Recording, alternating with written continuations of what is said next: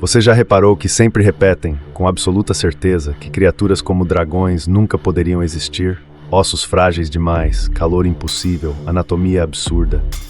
Mas, quanto mais eu revisito esses argumentos, mais percebo que há algo que ninguém questiona. E se estivermos avaliando essas criaturas com modelos biológicos limitados demais? Você não está errado em desconfiar das explicações prontas. Hoje, vamos analisar essas criaturas com a frieza da engenharia. E talvez você descubra que o impossível nunca foi tão plausível. E antes de seguir, me diga nos comentários: o que você sempre achou cientificamente impossível, mas nunca te convenceram de verdade? A versão oficial diz que criaturas como dragões, grifos ou leviatãs são inviáveis porque violariam regras básicas da biologia moderna. Explicam que um corpo tão grande não sustentaria voo, que a musculatura necessária consumiria energia demais, que asas gigantescas seriam impráticas, que nenhum sistema respiratório conhecido poderia alimentar tanto calor. É uma narrativa sólida à primeira vista, tão sólida que muita gente repete sem pensar. Mas quando começamos a desmontar peça por peça, percebemos que não passa de um modelo baseado em comparações incompletas. A engenharia mostra isso de forma clara. Quando a ciência afirma que algo é impossível, geralmente está falando sobre o que não encontrou ainda, não sobre o que não pode existir. Veja o caso das aves gigantes do Pleistoceno. Por décadas afirmaram que não poderiam voar. Hoje sabemos pelos microdetalhes ósseos que tinham estruturas pneumáticas incrivelmente eficientes, bem mais avançadas do que imaginávamos. Ou considere os dinossauros. O consenso antigo dizia que eram lentos, pesados, quase imóveis. Os estudos modernos mostram o contrário. Eram leves, velozes, alguns com sistemas pulmonares mais avançados que os dos mamíferos atuais. O problema está em uma premissa. A ciência compara criaturas míticas a animais modernos, esquecendo que a evolução já produziu formas muito mais radicais. A própria física da sustentação, quando aplicada a esqueletos ocos e músculos distribuídos de maneira diferente da nossa, revela resultados que contradizem a visão tradicional. E enquanto analisava essas discrepâncias, percebi algo curioso. Quase todo mito considerado impossível quebra regras que nós assumimos como fixas. Mas essas regras foram questionadas várias vezes ao longo da história científica. Inclusive, se você acha fascinante ver como certezas absolutas caem quando a engenharia entra na conversa, deixe um like agora. Assim o YouTube entende que esse tipo de análise crítica importa. Quando analisamos a anatomia dessas criaturas, com a racionalidade da engenharia, algo interessante acontece. O impossível começa a ganhar forma. A primeira peça desse quebra-cabeça é o esqueleto. A versão popular imagina dragões com ossos densos e pesados como grandes lagartos. Mas isso nunca fez sentido.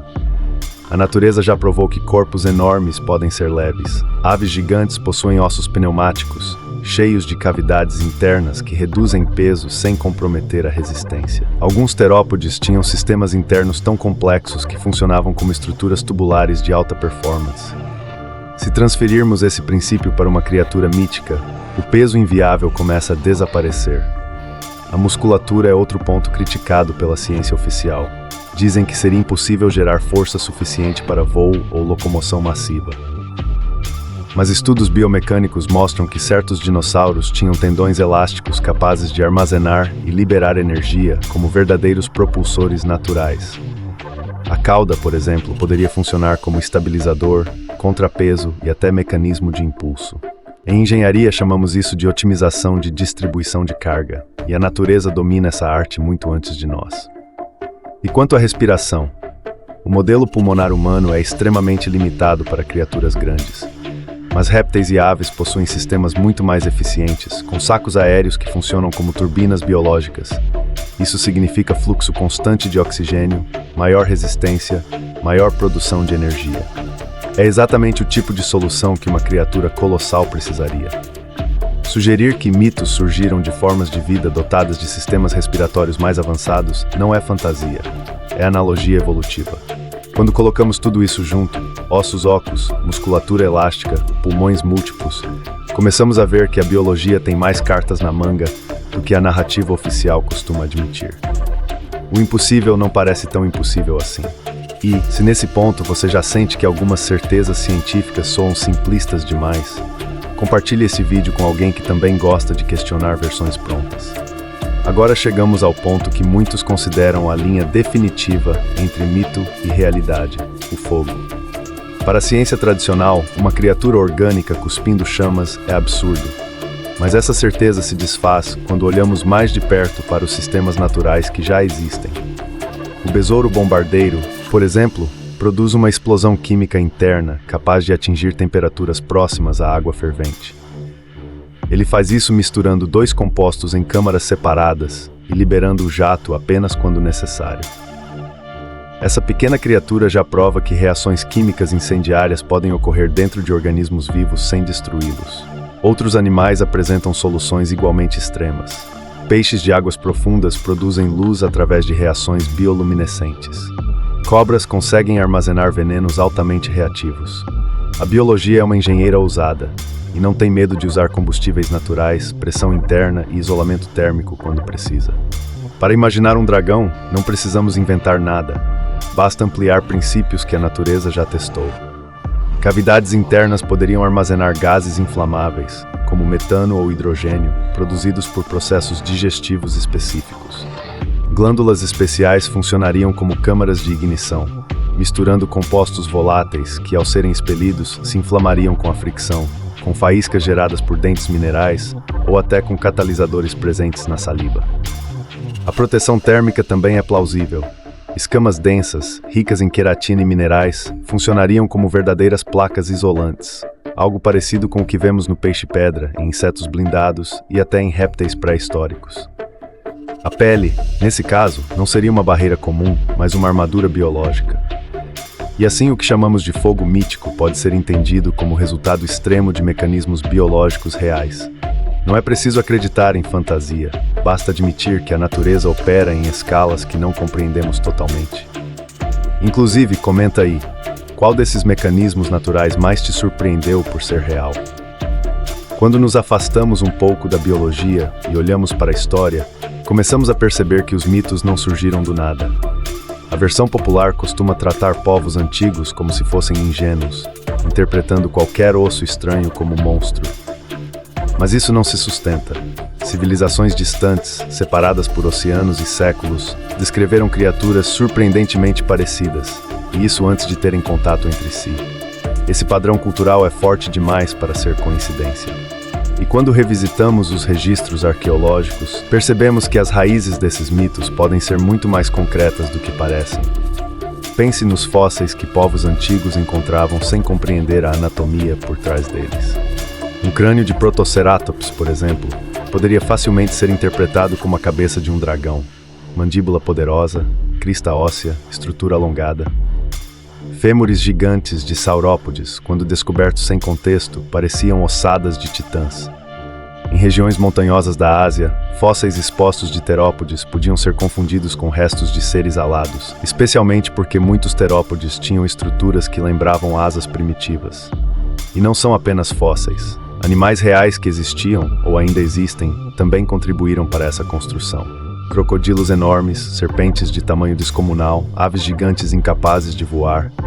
A combinação de evidências fragmentadas com o desconhecido formava a matéria-prima para narrativas de criaturas colossais. E, quando comunidades diferentes encontravam padrões semelhantes, os mitos se solidificavam como se fossem relatos compartilhados. Além disso, relatos de viajantes da antiguidade frequentemente descreviam animais que só hoje conseguimos identificar. Muitas dessas descrições soam exageradas, mas, analisadas com cuidado, revelam observações reais deformadas pelo espanto. Exatamente como acontece quando alguém vê algo que não entende. Talvez os mitos não sejam invenções. Talvez sejam memórias distorcidas, ecoando encontros com criaturas que a ciência ainda não compreendia. E quanto mais investigamos, mais essa ideia deixa de parecer fantasia e se aproxima do plausível. A história da ciência é marcada por descobertas que só surgiram quando alguém ousou olhar para onde ninguém mais queria. E quando analisamos o tema das criaturas míticas, percebemos que existe uma espécie de zona proibida. Áreas de pesquisa que simplesmente não recebem atenção, não por falta de evidências, mas por falta de disposição em encarar o incômodo. A versão oficial costuma dizer que não há prova alguma da existência de criaturas extraordinárias. Mas essa afirmação carrega uma armadilha lógica. Não se encontra aquilo que ninguém está disposto a procurar com seriedade. Há registros paleontológicos catalogados de modo superficial, fósseis que não se encaixam perfeitamente em espécies conhecidas e acabam rotulados como anomalias ou fragmentos irrelevantes. A ciência afinal tem prazos, orçamentos e paradigmas, e tudo que não se encaixa tende a ser deixado de lado. Quando examinamos relatórios antigos, vemos relatos de ossos grandes demais, espessos demais ou estranhamente articulados. O que aconteceu com essas peças? Muitas desapareceram em depósitos, outras foram reinterpretadas apressadamente para se ajustar ao consenso da época. Além disso, existe o fator do viés humano. Pesquisadores, assim como qualquer pessoa, têm carreiras, reputações e limitações. Trabalhar com hipóteses que tocam no imaginário coletivo, criaturas gigantes, seres incomuns, anatomias extremas, pode ser visto como arriscado ou pouco prestigiado. Assim, certas perguntas deixam de ser feitas, não porque são absurdas, mas porque desconfortáveis demais para o ecossistema acadêmico. Quando juntamos esses pontos, percebemos algo simples. O mito persiste porque a ciência não esgotou o que existe para analisar. E para ser justo, talvez nem tenha começado de fato. Se você já percebeu em outras áreas que algumas verdades absolutas parecem mais imposições do que conclusões, inscreva-se aqui no canal. Porque é exatamente esse tipo de investigação crítica que continuamos trazendo. No fim, o que alimenta os mitos não é a fantasia, é a lacuna. É o que ainda não foi explicado, ou o que preferiram não olhar de frente. Quando reunimos tudo o que vimos até agora, biologia extrema, engenharia natural, fósseis mal interpretados e lacunas científicas, surge uma percepção que muita gente evita formular. Talvez o problema nunca tenha sido a existência literal de dragões. Talvez o erro esteja na rigidez com que definimos o que é real. O mundo natural já produziu criaturas tão improváveis que, se fossem apresentadas hoje como mitos, ninguém acreditaria. O peixe-gota, o axolote, o ornitorrinco, todos desafiam lógicas básicas de evolução, anatomia e função. Ainda assim, estão aí. São a prova viva de que a realidade não precisa da nossa aprovação para existir. Se ampliarmos essa lógica, um dragão não precisa ser exatamente o retratado nos contos. Ele pode ser a convergência de várias criaturas reais, observadas em contextos diferentes, deformadas pela imaginação humana e pela limitação técnica da época. A ciência moderna tende a trabalhar com categorias rígidas. Já a mitologia trabalha com sínteses simbólicas, reunindo características de fenômenos reais em uma única entidade narrativa. Isso não as torna mentiras, apenas representações condensadas de algo maior. Pense assim: se povos antigos encontraram fósseis gigantes, viram animais desconhecidos, observaram fenômenos geológicos violentos e testemunharam comportamentos naturais extremos, por que não transformar isso em figuras que explicassem o inexplicável? E se essas figuras, ao invés de pura fantasia, forem uma tentativa precoce de traduzir a engenharia da vida? A hipótese mais sensata não é afirmar que dragões existiram exatamente como nas histórias. A hipótese sensata é admitir que a base dessas histórias pode possuir raízes plausíveis, biológicas, evolutivas e paleontológicas. E o mais curioso é que quanto mais estudamos esses paralelos, mais percebemos que o mito talvez não seja um exagero, mas uma ponte, uma pista, uma memória ancestral tentando sobreviver ao tempo. A essa altura, quando conectamos engenharia, biologia e história, começamos a enxergar algo que poucas pessoas admitem.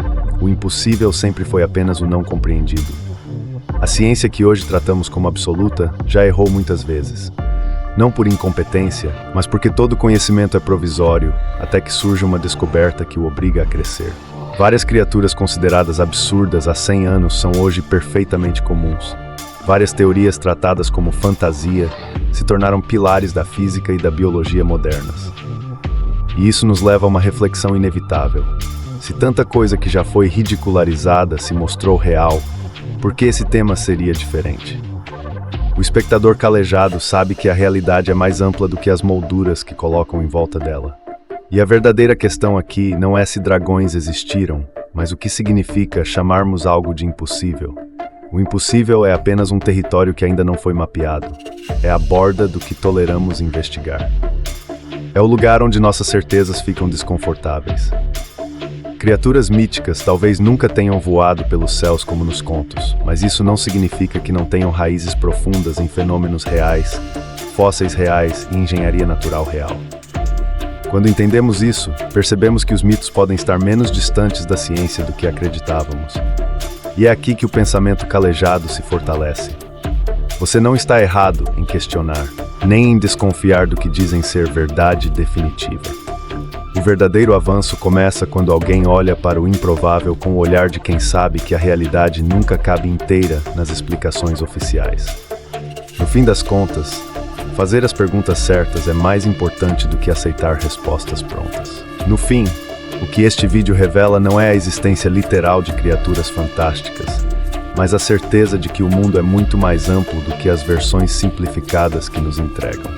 A natureza cria formas além da nossa imaginação, e a história registra pistas que ainda não compreendemos totalmente.